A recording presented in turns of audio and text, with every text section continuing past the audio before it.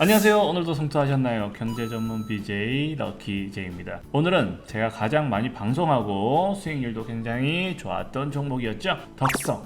최근에는 윤석열 씨 지지도가 낮아지고 여러 가지 악재로 인해서 급락을 했네요. 댓글로 덕성 분석해달라고 또 댓글 남기셨더라고요. 그러면 해드려야죠. 덕성 시작합니다. 덕성 솔직히 말씀드려가지고 제 예상보다 너무 급락했어요. 솔직히 말씀드려서 19,900원까지는 예상을 했고 18,400원, 500원 요 선까지는 패닉셀이니까 일시적으로 떨어졌다 하더라도 윤석열씨 관련 악재가 줄줄이 안 나오는 이상은 19,000원 이상을 회복을 해야 하는데 물량이 더 떨어졌어요. 패닉셀이 좀 많이 나오고 있는 것 같아요. 여러분들 좀 많이 힘드시겠어요. 저 같은 경우도 솔직히 말씀드려가지고 2만원 그 이상에서 물량을 잡은 물량들도 많기 때문에 실질적으로 저 같은 경우도 마이너스예요. 저라고 해서 크게 다를 바는 없어요. 하지만 저는 스트레스를 받거나 걱정을 하지 않는다. 그 이유는 뭐죠? 과거에 8,000원 만원대에서 매수를 해서 3만원까지로도 제가 매도를 해서 이익을 봤던 적도 있고 이후에도 2만원 중반에 다시 추가 매수를 해서 32,000원대 또 매도를 하고 물량을 줄이고 매수를 하고 매도를 하고 이런 과정에서 충분히 수익을 만들어냈고 또 덕성을 2만원이 넘는 가격에서 지금 매수를 하고 있어서 현재 뒤에 매수한 덕성의 물량은 어마어마한 손해를 봤어요. 솔직히 말씀드려서 제가 그때도 한번 중간에 말씀을 드렸을 거예요. 요날 같은 경우에도 어떻게 했냐, 요날 페이셀 나왔길래 여기서도 아래쪽에서 잡아서 위에서 팔고 요런 것도 하기도 하고 하지만 그럼에도 불구하고 실질적으로 5월까지는 어마어마하게 벌었지만 6월 이후에는 윤석열씨 지지도가 어쩔 수 없이 떨어지고 악재가 쏟아져 나오고 이런 과정에서 암만 스캘핑도 하고 단타 매매를 하고 위험을 줄였지만 덕성에서는 마이너스가 좀 많이 됐어요. 하지만 저는 전혀 스트레스를 받고 있거나 불안한 부분은 없는 것 같아요. 그렇지만 조금 아쉬운 건 뭐냐, 패닉셀이 나오면 아예 대놓고 12,000원, 13,000원 요까지 패닉셀이 되면 너무 좋을 텐데 지금은 제가 어떻게 할 방법이 없어요. 차라리 13,000원까지 떨어졌으면 여기서 위험하더라도 물타기를 해서 추가 반등하는 건 또 별도로 이익을 내고 요렇게 투자 기법이 가능한데 지금 상태는 그냥 무작정 들고 좀 지켜보는 수밖에 없는 것 같아요. 하지만 어땠어요? 제가 덕성을 방송할 때 일단 처음에 초반에 기본 원론적인 얘기부터 할게요. 첫째, 정치 테마주를 이번에 처음 접근하시는 분들은 공부라는 개념으로 물량을 조금만 들고 있으시라고 말씀을 드렸죠. 왜냐? 이렇게 가는 과정에서 22일 날 패닉셀이 생겼을 때도 밑에서 담고 위에서 매도하고 이런 과정을 실질적으로 처음 정치 테마주를 접근하시는 분들은 요 패닉셀을 그렇게 대응을 못 하잖아요. 오히려 여기서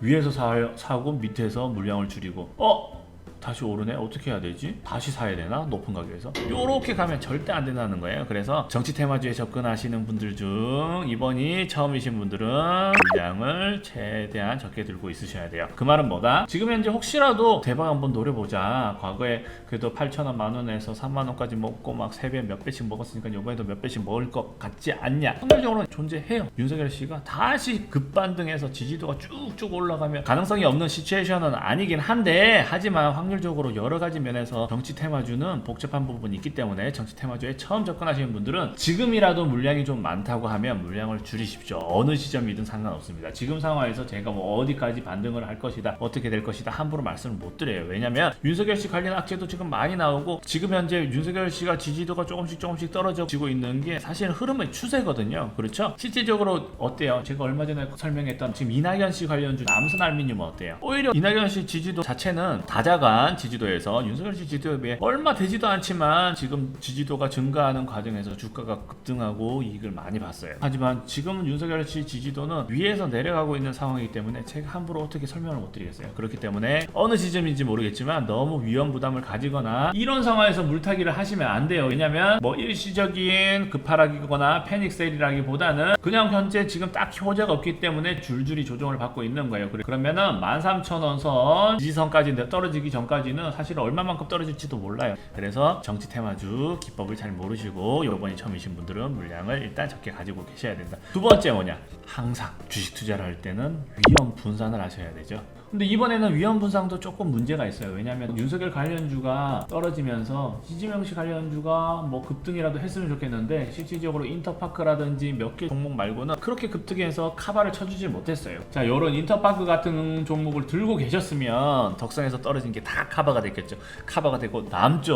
너무 급등을 했으니까. 하지만 요런 종목을 또 안 들고 있을 수 있잖아요. 동신건설이라든지 뭐 에이텔, 프리엠스 전부 지금 딱히 좋진 않아요. 게임이랑 인터파크 같은 경우는 좀 특별히 좋네요. 나머지 부분은 그다지 상황이 좋지가 않기 때문에 위험 분산도 안 되긴 했죠. 하지만 어떻다? 최근에 가장 많이 설명드렸던 정치 테마주는 뭐다? 남선 알루미늄이었죠. 남선 알루미늄을 제가 처음 설명드린 저점에서 매수를 하고 들고 계시다가 이낙연 씨 지지도도 바닥이긴 하지만 그래도 이낙연 씨 관련주가 급등을 할 것 같기도 한데 너무 저점이다 하면서 추천을 한번 드렸죠. 그때 매수를 하신 분들은 어떻다? 그래도 이후에 고점에서 매도를 한번 하고 또 이때가 이낙연 씨 대선 출마 선언일이잖아요. 그러면 이때 호재가 발생했으니까 고점에서 팔자. 제가 몇 번이나 말씀드렸어요. 그런 호재가 명확하게 드러나는 시점에 뉴스에 매도 타이밍을 잘 보고 계시라. 그렇게 파셨던 경우에는 아래쪽에서 물량을 다시 잡을 기회가 있으셨겠죠. 그러면 또다시 이득을 보고 만약에 이렇게 남선 알루미늄까지 같이 해주셨다면 덕성에서 마이너스 된 부분도 수익으로 카바를 어느 정도 했겠죠.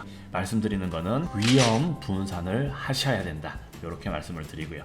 제일 중요한 건 뭐냐? 앞으로 덕성이 어떻게 움직일 거냐? 어떻게 투자해야 될 거냐? 이게 더 중요하겠죠? 자, 그러면 저희 애청자분들 기준으로 설명을 드리겠습니다. 자, 현재 윤석열 씨 지지도가 아직까지는 대선 후보 다자간 지지도 대결에서는 아직까지는 윤석열 씨가 그래도 1등이라고 보고 이게 꺾이기 시작하면 어떻게 될지도 몰라요. 그리고 제일 중요한 건 뭐라고 했죠? 전체에서 뭐 이재명 씨랑 1, 2위가 중요한 게 아니고 이낙연 씨가 뭐 올라가지고 어떻게 되고 뭐 이게 중요한 게 아니고 제일 중요한 한 가지 쟁점은 야권에서 1등을 할 것인가. 혹시라도 최재형 씨라든지 안철수 씨, 뭐 유승민 씨부터 해서 여러 가지 후보들이 혹시라도 야권의 대선 주자, 대표 주자로 따라오는 그 순간이 위험한 거니까 일단 그게 한 가지 포인트고요. 이제 거기서 밀리기 시작하면 주가는 일시적으로는 11,500원 선까지도 충분히 밀릴 수 있다고 봅니다. 일단 그게 제일 중요한 포인트고요. 만에 하나 야권 대선 후보 주자로 아예 못 나간다. 그렇다고 하면 제가 봤을 때는 6,000원 선, 7,000원 선 여기까지도 급락을 해도 할 말이 없어요. 아예 대선 후보 주자로서 더 이상 가능성이 없다. 그렇게 보고요. 하지만 저는 두 가지를 보고 있어요. 일단 대선 후보 주자로서 야당에서는 그래도 야권 후보로서 윤석열 씨가 나갈 확률이 높기 때문에 12,500원 여기 11,500원 여기를 지지선으로 해서 그래도 추후 급등을 한번 할 확률도 높다고 보지만 저는 주식은 경제는 확률적으로 명확하게 말씀드리지만 정치는 제가 명확하게 말씀을 못 드립니다. 그렇기 때문에 본인께서 야권의 대표 주자로서 윤석열 씨가 가능성이 없다라고 판단이 된다면 또는 확률이 낮아진다고 생각을 한다면 과감하게 매도를 하시는 게 맞고요.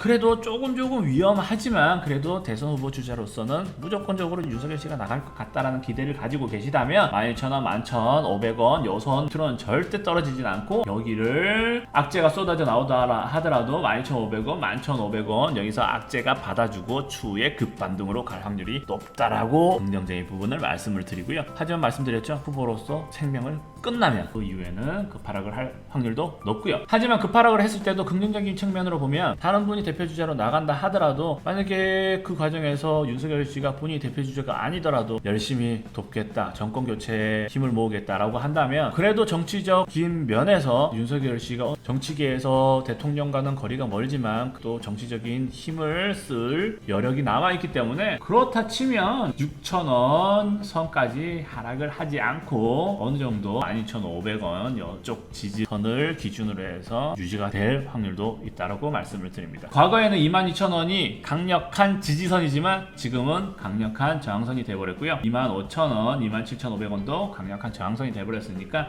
만에 하나 급반등을 했는데 그렇다고 해서 윤석열 씨가 대선 후보주자 1위로 확정이 아닌 상태에서 그냥 단순한 호재가 나와서 급반등을 했을 경우에는 22,000원, 25,000원 여기 선에서는 물량을 좀 줄이시면서 이익 실현을 미리미리 하셔서 추후에 생기는 악재에도 대비를 좀 하셔야 될 것 같고요. 예전처럼 윤석열 씨 관련 악재가 너무 많이 나오고 예상과는 다르게 정치적 행보를 조금 이쁘지 않게 했어요. 그리고 어쩔 수 없는 게 지지도가 너무 높았기 때문에 계속 하락하는 게 어쩔 수가 없긴 하네요. 하지만 좋은 방향으로 기대를 해보시고 저는 아직 물량을 어느 정도는 유지를 하고 있습니다. 다음에 추후에 또 윤석열 씨 관련해서 호재, 악재 뭐 나오면 다시 한번 설명을 드리고요.